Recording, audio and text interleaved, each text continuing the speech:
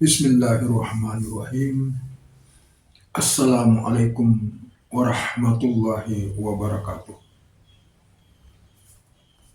Alhamdulillah alladzi anzala as-sakinata ala qulubil mu'minin liyazdadu imanan ma'a imanihim. Alhamdulillah, syukurillah, hadirin pemirsa sekalian yang berbahagia. Syukur kita panjatkan pada Allah, karena itu adalah kewajiban yang nantinya Allah akan selalu menurunkan nikmat-nikmat itu kembali atau memperbanyak nikmat itu. Antara karena kita adalah orang-orang yang suka bersyukur.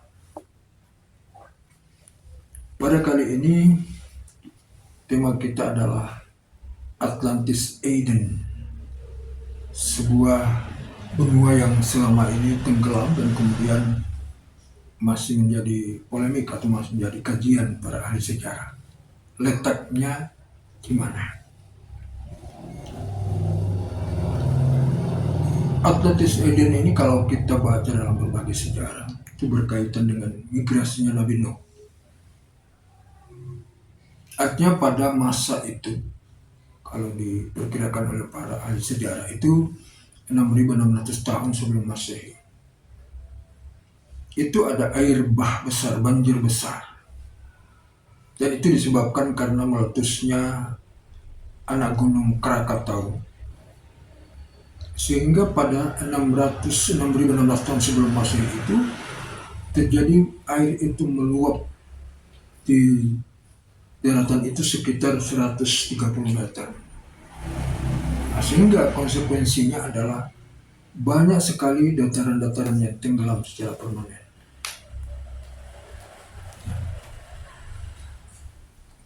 Atlantis Eden itu menarik karena selama beratus-ratus tahun, beribu tahun tidak diketemukan di mana tempat itu. Padahal di dalam buku Sokrates itu dia memberikan sinyal bahwa Atlantis Eden itu ada di daerah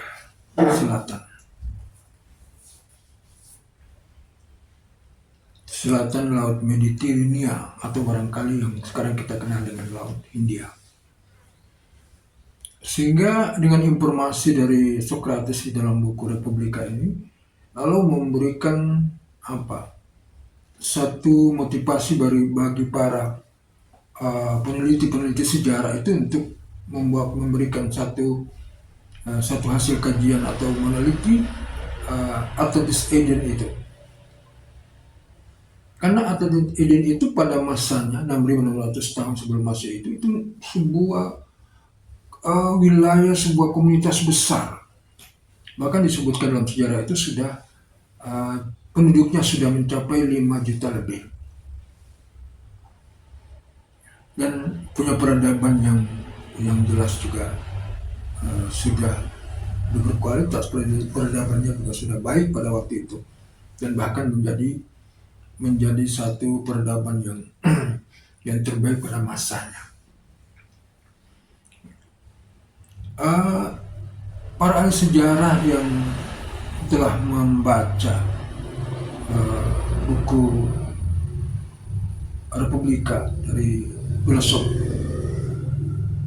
pada masa Yunani itu lalu menginspirasi untuk mulai memberikan satu kajian, satu penelitian. Orangnya adalah Profesor Dr. Santos, adalah ahli sejarah dari Prancis. Sekitar 20 tahun yang lalu dia mengadakan penelitian itu dengan membawa alat-alat besar.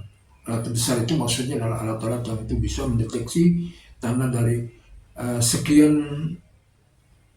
ribu meter dalam air, untuk mengetahui langsung bekas hancurnya sebuah kerajaan itu, sebuah benua kecil yang bernama Atlantis Eden.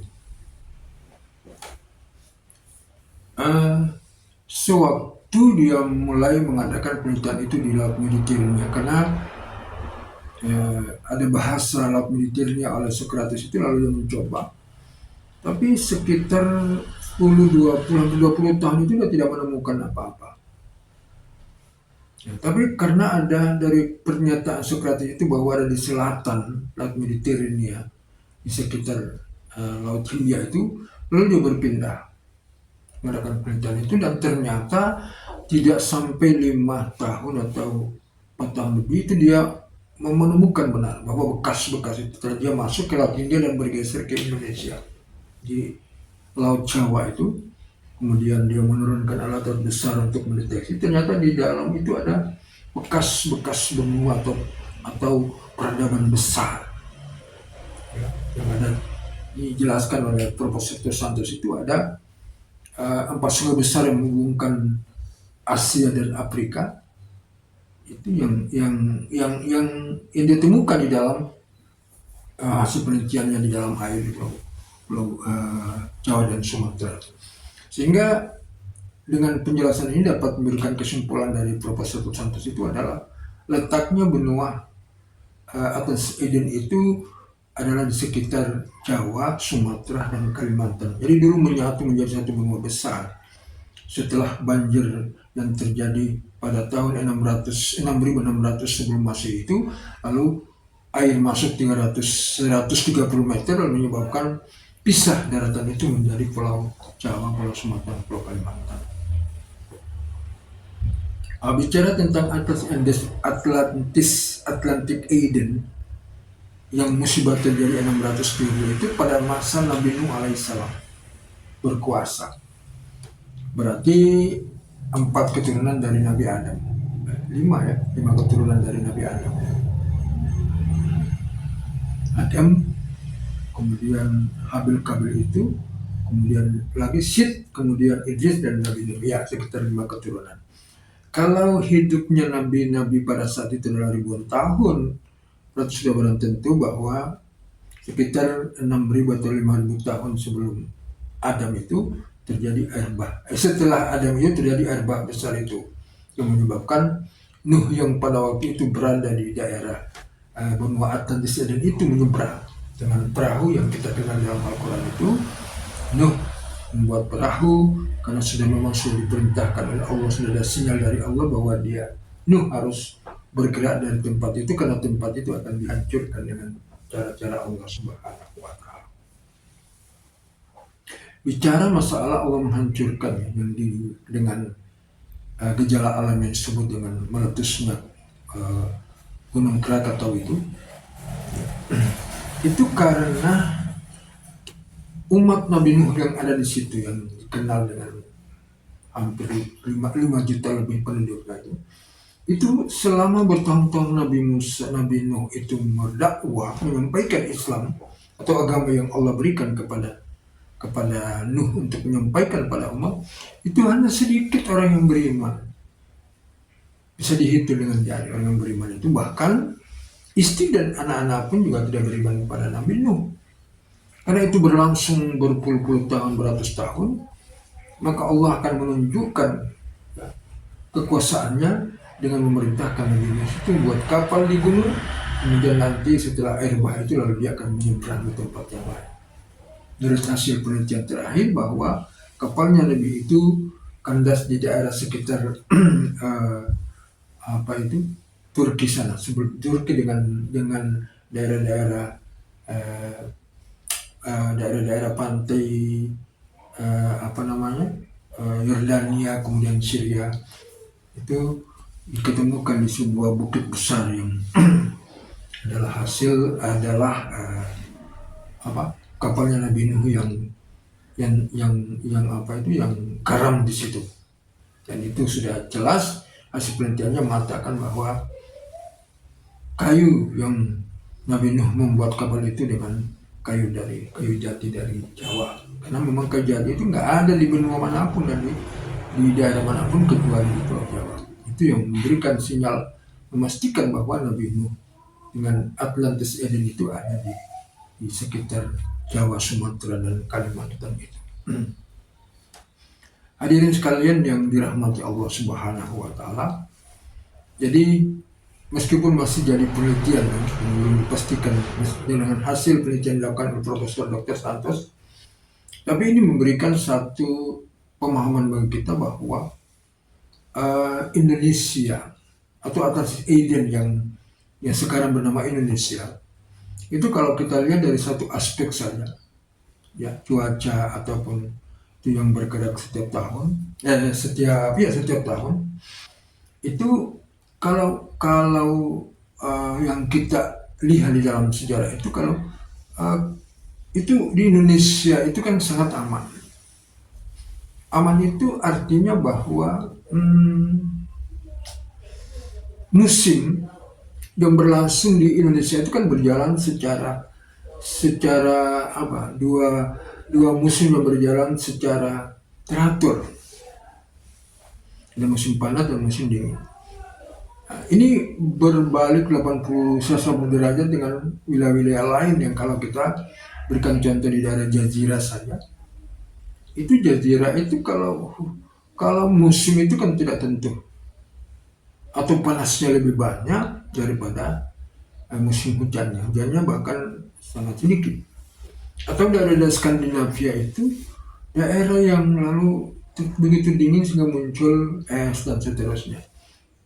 Nah, oleh karena itu pemikiran sederhana, kalau seandainya kalau Allah menurunkan Nuh, sudah tentu adalah sebelumnya adalah Adam di wilayah-wilayah itu kan ya artinya tidak nyamannya Adam di dalam suasana musim seperti itu, sehingga Allah melihat bahwa ada wilayah yang dibentangi dengan garis khatulistiwa yang musimnya dua musim berjalan secara normal itu, yaitu barangkali yang kemahaadilan Allah dan maha besar Allah Subhanahu wa Ta'ala. Karena yang jelas dunia dan kehidupan ini kan diciptakan oleh Allah. Allah tahu benar si Adam itu Allah yang itu akan ditempatkan di mana. Ini yang barangkali yang perlu kita pahami, bagian daripada kenyataan yang ada terwujud dalam sejarah Atlantis Aden itu. Nah, itu kalau kita tarik ke belakang sudah pada tentu bahwa Nuh itu kan punya keturunan yang sampai pada Adam. Berarti kemungkinan besar bahwa Adam itu diturunkan di wilayah situ, meskipun dalam sejarah memastikan bahwa di India, tapi India dengan Indonesia itu kan daerah yang paling dekat. Sehingga kemungkinan besar kalau India, tapi itu juga belum ada penelitian yang bisa diyakini dengan secara ilmiah. Kalau penemuannya si Profesor Dr. Santos ini kan jelas-jelas adalah ilmiah, karena dia mengadakan penelitian selama 20-30 tahun dan menemukan bekas-bekas benua itu ada di dalam laut, di Laut Jawa itu. Jadi ini sekalian berbahagia bahwa kesimpulannya bahwa kalau kita sebagai orang Indonesia, saya yakin bahwa kita harus bangga karena memang Allah memilih wilayah kita untuk menempatkan Adam itu di wilayah Atlantis Aden yang aman itu. Ya, karena dan ciri-ciri Atlantis Aden itu dijelaskan semua dalam buku Republikanya Socrates itu. Di sana dia menulis bahwa wilayah itu adalah dua musim berjalan secara sempurna, secara bergantian. Kemudian ada gunung-gunung api yang juga banyak. Kemudian ada danau yang berwarna, ada pohon-pohon yang berbau harum, dan itu dipastikan oleh Profesor Dr. Santos adalah Indonesia. Karena di mana di dunia ini nggak ada yang namanya danau berwarna itu ada kecuali di Indonesia. Sebut dengan danau Kalibutu yang berwarna itu. Kemudian kayu-kayu yang berbau harum itu, kalau kita bergeser ke daerah timur itu kan ada cendananya, ada kayu putihnya, ada kayu manisnya.